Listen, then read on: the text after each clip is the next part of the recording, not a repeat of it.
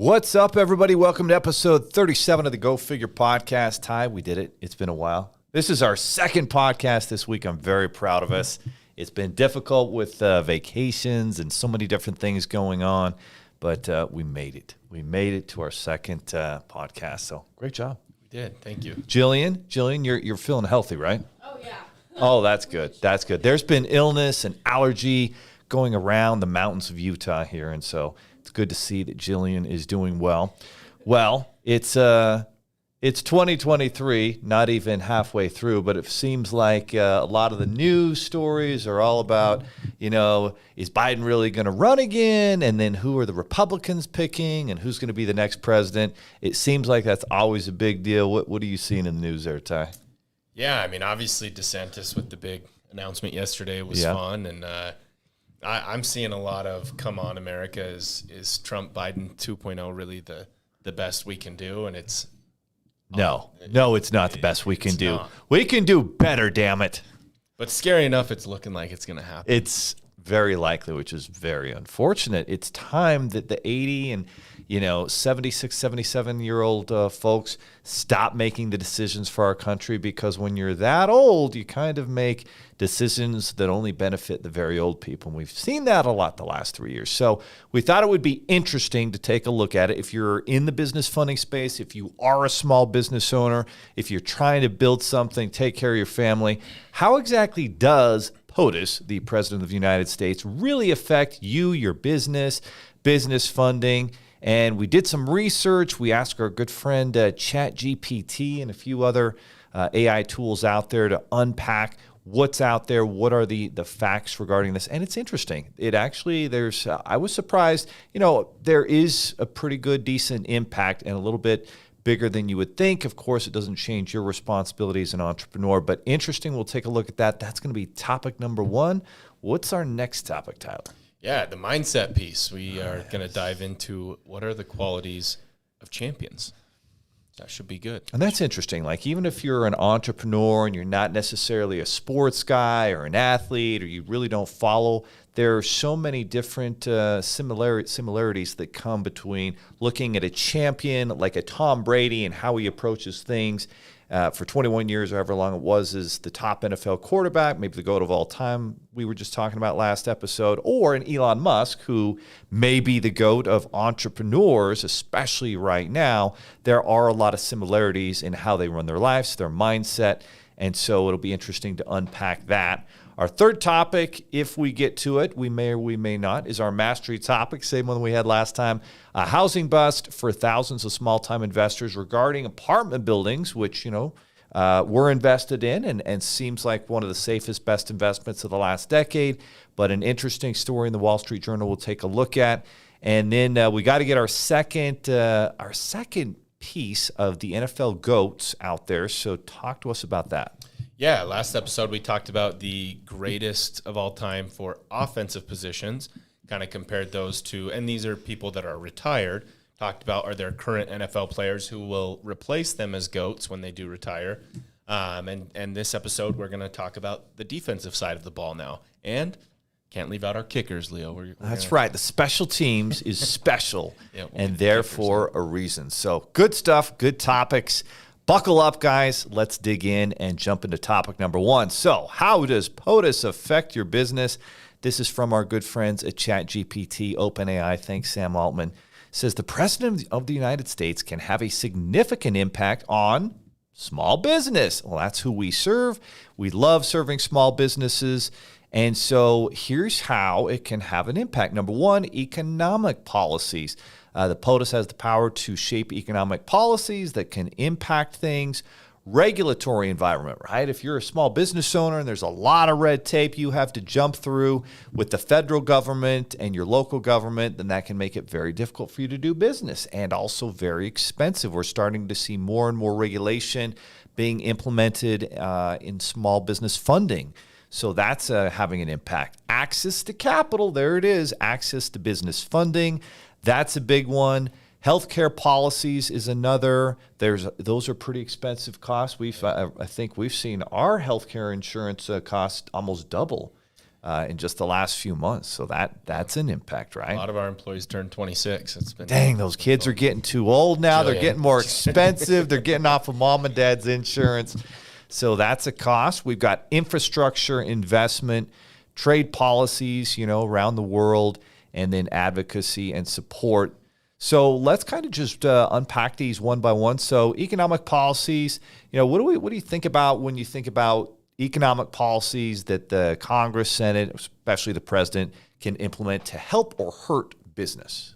Yeah, the corporate tax rate was obviously one that we have seen a change in recently. And obviously it means more money coming out of our pockets, which means less money going into our employees' pockets. And, I hate to see it. I definitely prefer a president that allows more money to stay with business owners in the economy and trust that they're going to do the right thing and get it out to more people. But we've definitely seen a change in corporate tax rates. No question about it. President Trump did cut the corporate tax rate, and President Biden, of course, and his team have taken actions to increase that tax rate. So that's something that can impact things.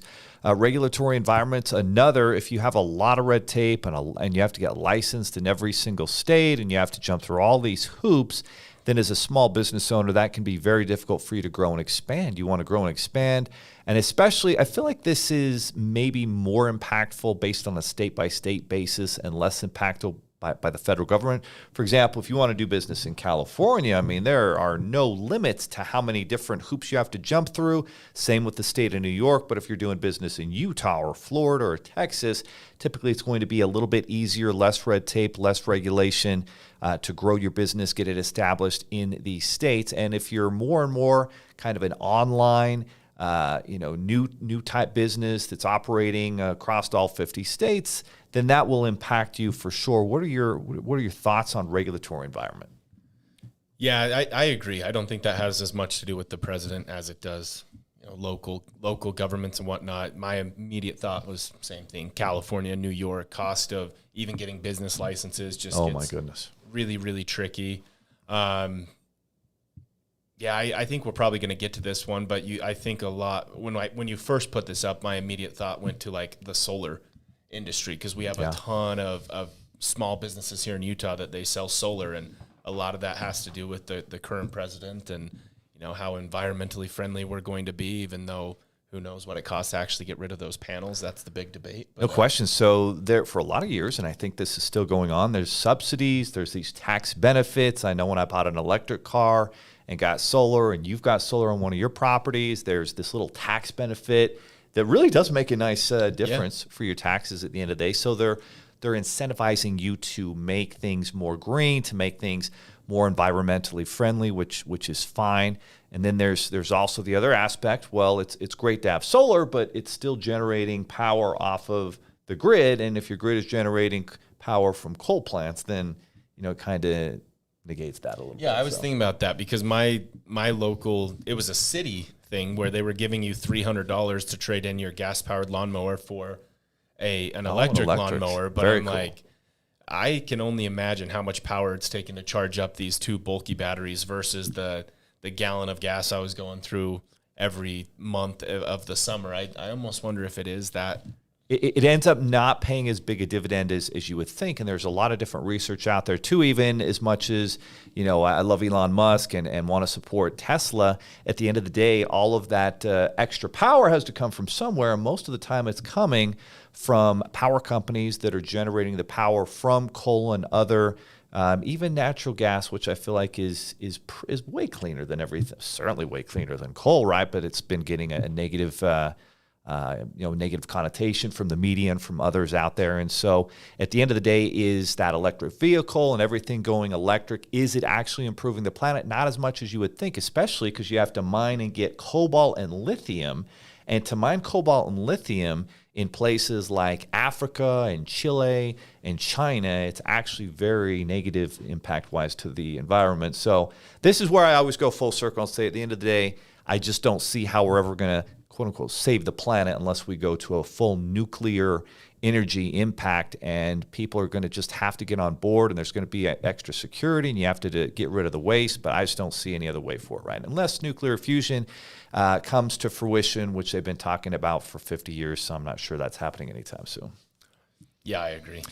Not in our lifetime, at least. All right. So business funding, this is a big deal, right? Yeah. You think about the policies that President Biden has implemented in the last 2 years, and he did a lot of government spending, which caused inflation, and then that inflation led to higher interest rates. And so if you're a small business owner, we've seen higher interest rates. Now we're really good at still finding some 0% interest rates for, 18 to 20 months for a small business owner. So if that's you, that's something, that's still out there that you can still take advantage of. But if you're a business owner trying to get even an SBA loan, like the rates have gone up quite a bit there. I feel like it's less impactful for small business, more impactful for consumers. So if you're in a business like mortgages, real estate, solar, home improvement, cars, auto dealers, all of those types of service businesses are really connected up to interest rates. And so when interest rates went from whatever 0.5% from the Fed up to 5%, I mean, that's a big, big difference. And now you were just telling me, what are mortgage rates at right now? Like 6.5%. Yeah. Which is insane. Because the house prices, especially here in Utah, the house prices really aren't coming down, but rates are at 6.5. I don't know how anyone's buying a house right now. Well, and to that point, it seems like the numbers are showing that less and less people are buying a house. They're on the sidelines. If you own a house and you got one of those lower interest rates during the low interest rate years, you're really not incentivized to move because you're going to move to the same house and it's going to cost even more. And so it just doesn't make sense to even look at moving for a lot of people. And then it makes it more complicated too if you're a real estate investor like you and I are. Now we're looking at 7.5% interest rates, and now it's like I'm losing money to buy that property and rent it out, or even apartment buildings is much more expensive now because of the high interest rates. So Potus has a big impact on those interest rates for sure. Yeah, what scares me, Leo, is these people, and I know and have friends that are tied to this, these people that didn't get fixed rates. They've got these variable rates, and all of a sudden they can't afford their homes anymore. They can't afford their investment properties anymore. And it's a very, very scary thing to be dealing with right now. Exactly right. And in fact, one of these articles here, and maybe we don't get to it, I'll just talk about it briefly. There's a gentleman in Texas, and there were a lot of different groups that raised capital and money for investors to put money into apartment buildings. So instead of you having to come up with $2 or $3 million for the down payment to buy, 300 units of apartments in Texas, Utah, North Carolina, wherever you're buying them at, you could put your money in this pool in what's called a syndicate and buy these apartment buildings. And you and I did that with some apartments in Texas. And at the same time, if those syndicates decided, well, we want to make sure we have great cash flow, interest rates are going to stay low forever, and they took a variable rate, which a lot of these groups did, and this particular group had like 4,000 apartment units, and they got them at variable interest rates. And then when rates went up, now they couldn't make the payments anymore. Yeah. So they went from being profitable to now I get my rent payments and I actually can't afford the mortgage and all of the upkeep and the property managers. And then that dude just defaulted on 3,000 apartment units for hundreds of millions of dollars. And those investors lost tens of millions of dollars of capital, their lifetime savings, a lot of them that put into those. So that's exactly right. You have to really do the math, and you have to always plan for the unexpected because it will happen. Yeah, exactly. I mean, especially back then when you were doing that, the rate's been so low for so long. Everyone thought, oh, it's fine. It's no big deal. We'll be out of this deal before things turn. And sure enough, I think it's a little bit better to pay a little bit more and get that fixed rate, because if you're doing your math right and you're profitable, then go with the fix. You know it's never going to change. And if the property doesn't work unless you can take a variable, then you don't buy it, and you stay patient till the right property. So Potus can have an impact, but after Potus is selected, either way, how much time are you going to spend with that? It still doesn't really determine your success, and many entrepreneurs have been successful regardless of who the president is, and that's how you have to look at it, control what you can control as a business owner. All right, topic number 2, what are the qualities of champion athletes? And I think that absolutely translates into being a successful small business owner or entrepreneur. If you want to be a successful business owner or entrepreneur, the qualities and attributes that champion athletes have will 9 times out of 10 translate into success with business. So number 1, they talk about composure, poise and presence. Who do you think about in terms of a champion athlete when you think of composure, poise, and presence? Tom Brady. Right? No doubt. I mean, you think about that Super Bowl against Atlanta, and if you guys saw the 80 for Brady, my wife was watching it on the airplane when we were flying to Orlando, and I was watching. It was just kind of a funny movie. Even just watching without the audio was funny. But, I mean, when you're down 28-3 in the Super Bowl and you've worked the entire year to get there, it's pretty easy to get down on yourself, and every other person in that position in every Super Bowl did and never came back. But Tom was calm. He was poised. He focused on the solutions, brought the team together, and the most amazing comeback I've ever seen. Yeah, absolutely. And what's crazy is you go back and look at clips, and his face on the sideline never changes. Like it's that stone cold, holy crap, this guy's actually going to win this game face the whole time. And I love that guy. I miss him. Oh, Same man. with Michael, Amazing. though. Same with Michael. Michael. You think of him when he's about to go take yeah. a game-winning shot. He's got that look like we're about to win this game. In the zone. Yeah. Tim Grover calls it in the zone. All right, number 2, confidence in self. Champions believe in their capabilities. They're confident. They don't ever believe that they're out of a game, out of a series, out of a season. They always believe that they can come back. And that type of unreasonably optimistic belief is something that you see in champions. Yeah, as long as it doesn't go too far. Yeah. Now, when it goes so far that it's like beyond reality, then that can become problematic, which also at times can happen. Like a guy who actually probably should retire and didn't, still thinks their skills are up there, and like, no, bro, your skills have deteriorated. It's probably time to move on. And so there's that issue too. Eternal hope, same thing, I think. Pacing, skills. You know, what I think about pacing, I think about what's the Argentine Messi? I think of Messi in the World Cup, where he really focused on saving his energy up for the right spots, and then the right spots turned into 2 massive goals and a World Cup win. But you didn't see him out there, giving 110% on every play. He was just very focused and smart where he was going to implement his skill set and take advantage where he could, and then kind of wait for the next opportunity. So pacing, skills, anyone you think of with that? Yeah, you see that a lot in the NBA too. Like coaches, I think the best coaches out there, like an Eric Spoelstra, know exactly what limit their stars can be pushed to and when to rest them and when not, and strategically having them sit out even when the players are so upset because they want to stay in that spotlight. So I see, the greatest coaches of all time being really, really good at that. Control factor awareness, that's huge. And this is true as if you're a small business owner or an entrepreneur. Things can go bad, and there are some things that you can't control, and then you spend all this time getting stressed out about all these things you can't control instead of focusing laser focused on the things that you can control, which I believe is it's a quality, it's a principle that champions have, and great entrepreneurs have it as well. They focus on what they can control. All right, then we've got self-awareness and the ability to learn. Self-awareness, knowing what you're good at, the ability to learn. They're constantly learning. This is another Tom Brady one. Like that, this guy has written a book on his self-awareness and what he does for his body and for his mind, right?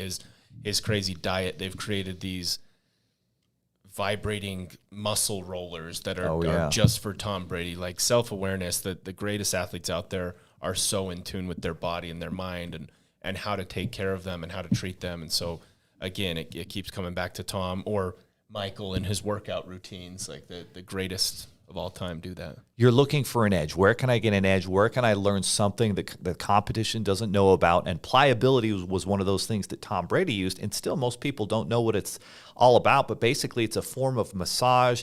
And if you have this vibrating roller, and he had a guy who would basically work on his muscles and teach them how to react in stressful situations. And that's why he was able to play at a high level up until age 45. And I can tell you, if I don't use one of Tom Brady's pliability rollers on a daily basis, my ankles will be tight, my legs will be messed up. And so it's really, really powerful. And just another example of getting that extra edge. We've got coachability is important, always improving, around great coaches, strong work ethic. This is a given. But a lot of people lie to themselves about the strong work ethic. How do you feel like they do that? And why do they do that? Why is it so hard to be real about your work ethic? I think sometimes you see with like leaders in the business field or professional athletes, they feel like they've reached that point. I've put in enough time. I've worked on my self-awareness. I've been coachable. I know all I can know, and now it's just time to go perform, and you see them fall off, right? You look at the people who started and finished as the greatest of all time, the Tom Brady's, the Michael Jordans.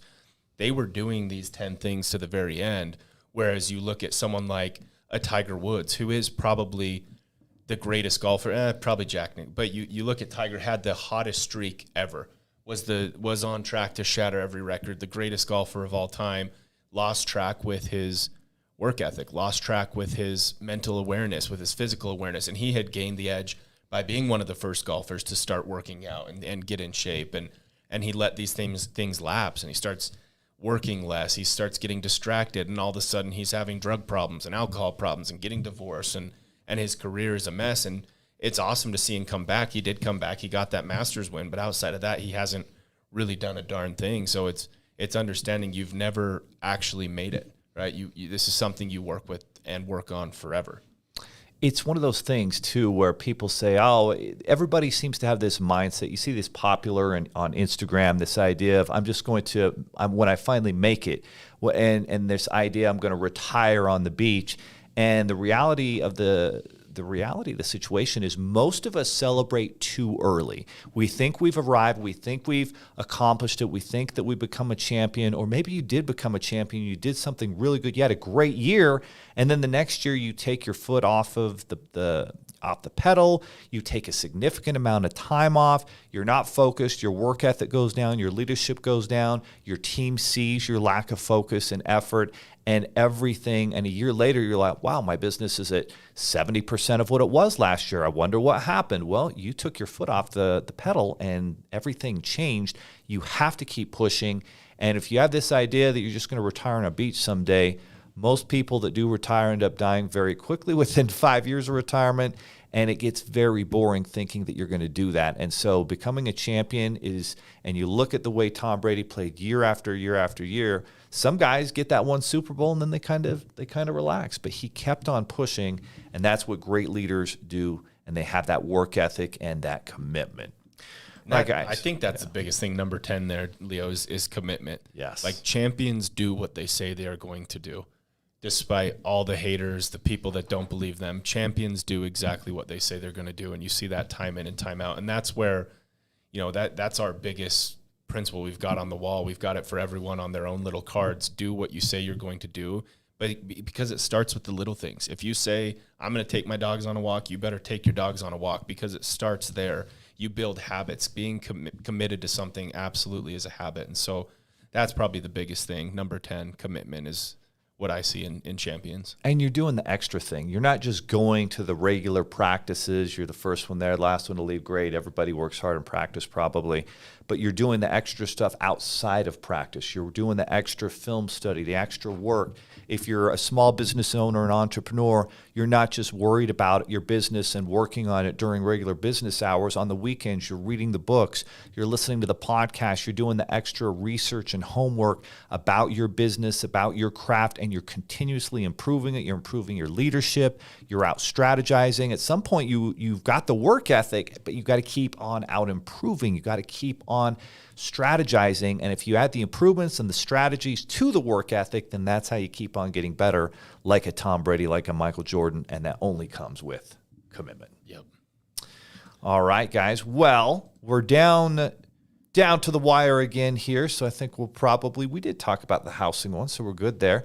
Let's move on to the GOATs at every defensive position. Unpack this tie. What position do you want to start with? All right, let's start off with the edge. Outside linebackers, defensive ends, essentially edge rushers.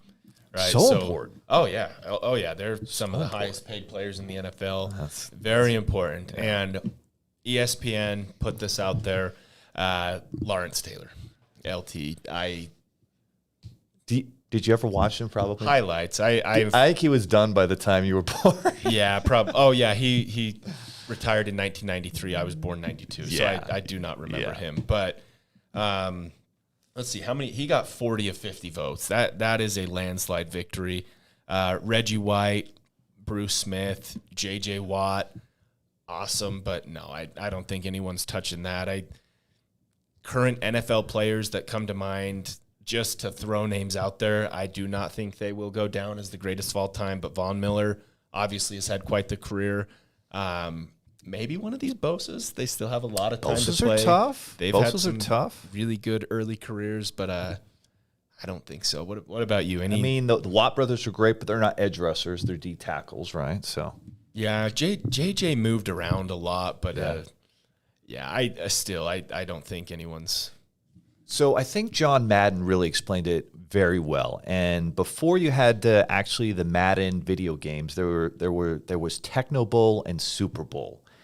Nintendo based system games in the 80s and the early 90s. And Lawrence Taylor was so unstoppable in that Super Bowl game because nobody could stop him. He could just run through people and he would just kill the quarterback. And so what happened was, before Lawrence Taylor, there had never been a defensive player who could actually change the entire outcome of a game. Before that time, you had good defensive players. They could make a play here and there, a pick, a sack. But this guy was so dominant that he would go smash the quarterback, take the ball, go score a touchdown, and nobody could stop him. You would double team him. He'd still get by you. His speed, I think he was running like a 4.5 40, and this is in the 80s before people really worked out. He was incredibly strong. He was maybe 250, 260. But the dude could take on a 325-pound left tackle, throw him any which way, and he was just so quick and so strong. And then he had all of the hand skills. Yeah. The quarterback could try and throw little swing packs out to the running back. He'd go stab it with his right hand and go for a touchdown. And before that, you'd never seen that. You'd never seen a guy with that type of ability, speed, quickness, and hand skills who could literally change a game. And then you look at the years that the Giants won Super Bowls. I think it was 86 or 87 and 91 or 2, something like that. And both years, I mean, he was just unstoppable. That is pretty insane. 9 interceptions for a defensive end. That's not very common. So is he the real LT, or is that LaDainian Tomlinson? He's the original. All right. He's the original. 2 Super Bowls. And the Giants wouldn't have even gotten to the Super Bowl without him. I mean, that last time they won, and actually both times, I mean, their defense was just so good. And that last time they won, Joe Montana got injured because of LT, the way he was playing. And you probably remember that Joe Theismann video where he gets his leg broken. That was LT, and he actually felt really bad about it. But I mean, he was just that strong and powerful that he would just murder quarterbacks and running backs. Nobody could stop him, but he could actually score. That's what made him dangerous. And here's what's interesting. Defensive tackle, it's someone that was frequently compared to LT throughout his career because, again, a very, I don't want to say undersized because he made up for it in his strength and his quickness, but from a defensive tackle standpoint, definitely not one of the bigger guys out there. But you older fans may not like this. I think everyone thinks, oh, Mean Joe Green, but no. Aaron Donald would run laps around him. Aaron Donald is the best defensive tackle of all time. There's a comment from Casey that says LB Clean Matthews for sure. No, definitely not. I mean, Clay had a nice run there, and he was incredible athlete, a great outside linebacker, good hand skills, but the longevity and the ability to impact a game for more than maybe 2 or 3 years, Yeah.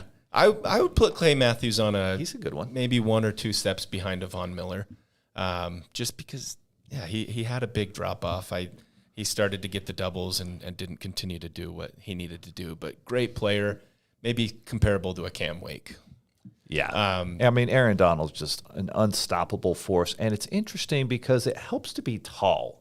Yeah. Because it gives you more leverage, especially if you have longer arms. And I feel like I don't know if he has long arms, but he's not tall. So it seems like his job as a D tackle would be more difficult, and yet he's unstoppable. Well, what he's mastered is this ability of creating space with his punch. He's got he has a ridiculous bench press, and his speed, his hands, the way he gets from here to here creates separation and spins. Like you just can't block him. it's almost like forget about running up the middle when Aaron Donald is there. But he would still get pressure. He still gets pressure on the quarterback. Yeah. He's in the backfield all day long. Absolutely. You look at that, 98 sacks, 440 tackles, 23 forced fumbles. Look at that, 23. Got his Super Bowl. 90s. So. Wow. Yeah, that one was easy for me. Yeah, that's an easy one. Linebacker, another one. My notes on this one say, nope. That's all it says. Is there any current player that's a better linebacker than who we've got on this list? And the answer is no. You could probably guess. Leo, give us our linebacker. Our man, Ray Lewis. Absolutely. Unstoppable guy, 2 Super Bowl rings, a Super Bowl MVP, and one of the greatest leaders I think that we've ever seen. And also a guy who could focus in, deal with all sorts of adversity, outside disturbances, and he keeps everybody focused on the job at hand, on the target, on the goal that you're going towards. Amazing linebacker, Ray Lewis. We may never, it's likely we'll never see another guy like Ray Lewis. Exactly. The way he was a leader on the field, he made the people around him better. I think a lot of Terrell Suggs' success has to do directly with, 100%, because you're double teaming Ray, and so it gives opportunities to Suggs. He taught him how to be tough, how to be relentless, how to win, how to prepare.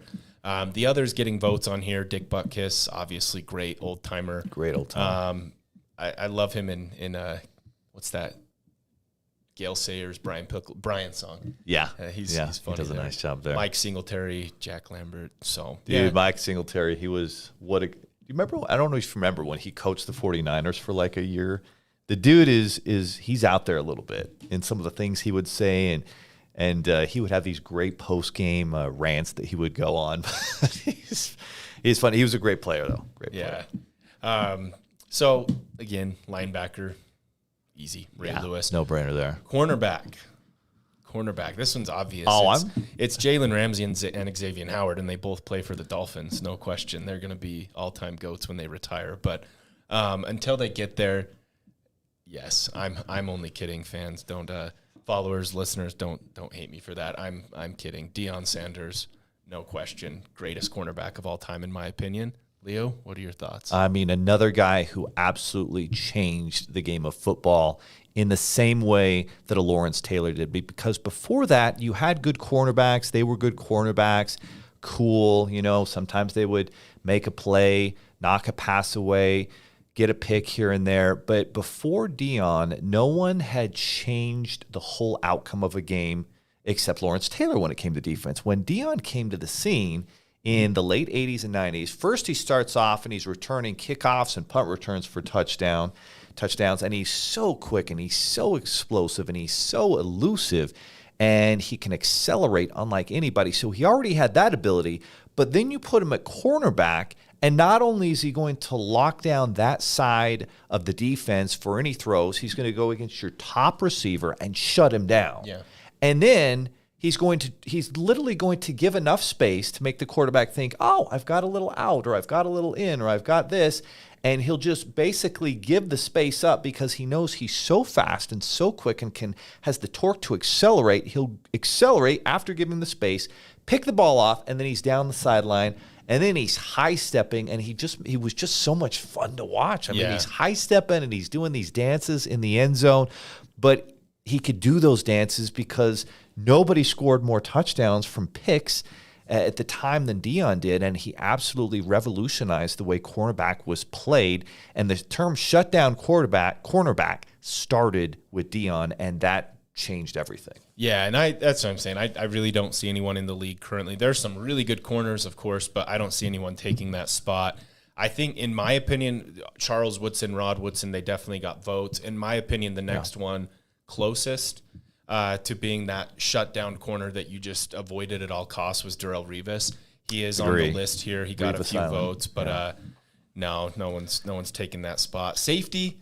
We'll kind of go through this one quickly here. It's another one you're probably going to agree with this 100%. You're a great safety in your own right there, Ty. So I'm curious what you think here. Ronnie Lott, again, I was a little younger. I've gone back and watched highlight films. I did that in high school because I played safety. I loved safety, so I saw a lot of Ronnie Lott. But and what I've read and listened to in books, he was just the greatest of all time. There's no question. For me personally, having watched both of these guys, and then there's one left off this list that I feel like could honestly take over that spot. So Ed Reed, Brian Dawkins, fantastic, greatest at what they did.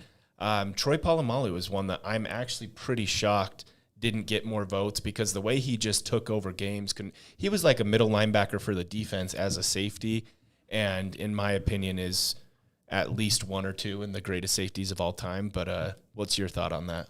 You know, Ronnie Lott has this great story where he's in the middle of a playoff game and he hurts his pinky really bad. And he's like, I got to get back in there. Like, the only way you're getting in there is if we can cut the half of the finger off your pinky and then solder it so it stops bleeding, or you're not going back in there. So he literally cuts off half of his pinky, cauterizes it with some flame, goes back into the game, tapes it up, and then, of course, they win a Super Bowl a couple games later. So in terms of toughness and the ability to just come and crash the run, yeah, I feel like Ronnie Lott's on another level. But this is before teams threw the ball as much, and your need to be able to really gain ground either way and really dominate in the passing game. I feel like that wasn't as required clearly in the 80s as it was, and it would have been if he'd been going against the 49ers, his team, but he didn't. He played for the 49ers. And so a lot of the teams he's playing were very balanced in terms of running and throwing the ball. And so for me, I love Ed Reed. I mean, a guy who could just make so many plays, and really, if you're a safety, it's your ability to get across the field quickly, right? Yeah. And your ability to diagnose where the play is going. And so for me, when I think of the best safety of all time, I go with the head and shoulders man himself, Troy Polamalu, because that guy could make every play in the passing game, pick it, go score, and then when it's crunch time, he could literally jump over the offensive line and be in the backfield to make a sack, to block a kick, and just an incredible leader, a guy who is a two-time Super Bowl champion. For me, I definitely go Troy Polamalu. I just feel like he, again, revolutionized the way safety was played. And you just always saw, there's the hair. Yeah. There's the hair. He's about ready to make some incredible play, and he almost always did. Yep. And there are some really good young safeties in the league right now. This opinion may be different in 5 years. That gosh, I always do this. It's time to drop a name, and it loses. I lose my mind. But it's the Chargers safety, that big, long, fast. Yeah. I can't think of his name, but he could be one in the mix when it's all said and done. But the other guy, the 49ers had this guy for a minute, Merton Hanks. He had a big, long neck, and he would wear a turtleneck, but he could make a lot of plays. He was fun to watch, but I won't put him in the top. Maybe the top 5. The other guy that I think a little bit about, who, I mean, he might be top 10 or 15 or 20, but a guy that I enjoyed watching was Eric Weddle. Oh, yeah. Played at the University of Utah, and maybe the best Super Bowl winning story ever, when the Rams won that Super Bowl. The dude's coaching his son in like 12-year-old Pee Wee football, and the playoffs are beginning, and the Rams are just injured everywhere at safety, and they don't have someone who knows the system, and so they give Eric Weddle a call. Hey, bro, you still in shape? He's like, yeah, I'm in shape. Can you come play safety for our Super Bowl run? So he finishes coaching up his kids' football league, and he goes and jumps on the team for the playoffs, has a playoff run. And that dude's an amazing leader, too. Yeah. Did you see before the Super Bowl started when he was sitting there talking with Sean McVay? No, not Sean McVay, the receiver dude, Odell. Oh, yeah. He's talking to Odell Beckham right before the Super Bowl, and he's just inspiring him. That first half before Beckham gets hurt, he had an amazing play. I mean, that guy was a leader, and another guy who just – maybe not the biggest, strongest, fastest guy on the field, but just knew where the ball was going. His football instinct and IQ was insane. And as long as we're giving shout-outs to local products, Danny Sorensen, you're my favorite. Hey, Danny, that dude, again, a guy who made plays and was part of a championship team. Yep. So, all right, we can't finish this up without our kickers, and this is one that will be replaced by an active kicker in the league today. On the list right now, greatest kicker of all time goes to Adam Vinatieri. Oh, yeah. Others making this list. Let's see, who did they put? The Patriots don't win 2 or 3 of those first Super Bowls without Vinatieri. Yes. Especially that first one. If that goes into overtime, the Rams have all the momentum. They're going to beat the Patriots. But Tom gets them down the field, and it's a 45-yarder. But even bigger than that, is the tuck rule game against Woodson. Oakland, and he hits. It's like I think it was a 45-yarder in the nasty snow. Yeah. I have no idea. No, I don't think anyone knows how he made that. Yeah, don't get me wrong. He's right there. It's a 1-2 race for me. But So wait, who's going to take his spot? it's Justin Tucker. He is the greatest kicker of all time. His like consistent field goals made streak, his reliability, the longest field goal he's ever made. He's done things that Vinatieri hasn't. Obviously, he hasn't been in the position to have these clutch kicks. So who knows? The Ravens got their quarterback locked up. Maybe they'll give him a chance to get some of those special clutch kicks. But I think pure talent-wise, Justin Tucker's the greatest kicker. You know what I would kind of liken it to? I'd liken it to comparing like a Dan Marino versus a Joe Montana. Yeah. Joe Montana had a much better team, much better surrounding talent and coaching, et cetera, et cetera, et cetera. And so he got the 4 Super Bowls, but who had all the numbers and was, just such a dynamic quarterback was Dan Marino. And it's kind of like that with Tucker. Like this guy can make 65-yard kicks. He can do anything. But then you got Adam Vinatieri, who is just clutch. Maybe isn't going to make that. He's not making the 65-yard kick, but he is going to make that 45-yarder in the snow. Yeah. To win a playoff This game. is what was crazy for me. Here it is right here. 58 straight field goals that Justin Tucker made, including a 66-yarder. The one that he finally missed was like a 67, 68-yarder, if I'm remembering But in correctly. the fourth quarter, okay. I Yeah. see you. Yeah. That's in the fourth quarter. Yes. And overtime when it actually counts, including a record 66-yarder. So Yeah, Yeah? and he actually was on I this didn't realize list, that. but it was 22 votes Vinatieri, 21 Yeah. Tucker. So Okay. we'll see. We'll see what happens. Returner, no question. We'll go through this one very quickly. It's Devin Hester. Everyone that's watched football in the last 15, 20 years knows it's Devin Hester. He was absolutely insane. another guy who could change the outcome of a game just based off of special teams kick returns, punt returns. So that wraps it up. I think a lot more on the defensive side, we're going with old timers keeping those spots staying put than we did on the offensive side. But maybe that's because the game's changed. It's because the athletes are so good and the teams are so smart and there's just so much more put into it. But these guys really revolutionized the game. And so it'll be interesting to see if someone can come in and change the outcomes of games like they did. And it is getting more and more difficult, I feel like, because the level of talent just keeps rising and the level of ability and all the film study. And these kids come so well prepared from they've been working on this since they were 5, Yeah. Oh, and I have to admit, Leo, I went back, I fact-checked myself, I looked at more stats. Jerry Rice is untouchable. I'm going back on what I said. Well, yeah, the stats are just, how are you scoring 200 touchdowns in a 20-year career as a receiver? Like, how? That's just ridiculous. So, all right. Well, that was fun. I don't think we really disagreed on anything this time either. So no, that's too bad. We'll see if we can find something to disagree, but sometimes great minds just think alike, guys. So if you enjoyed this episode, give it a thumbs up. If you found value in it, subscribe. And if you want to build the community up, that's how we get this going. We're not doing a bunch of ads for anything. We're pretty much just telling you how we can help you and what really moves the needle as a business owner and an entrepreneur. And of course, football and sports are combined. They are part of the success journey if you want to become a great leader. So there's a lot to learn. That's why we talk about that. Go figure.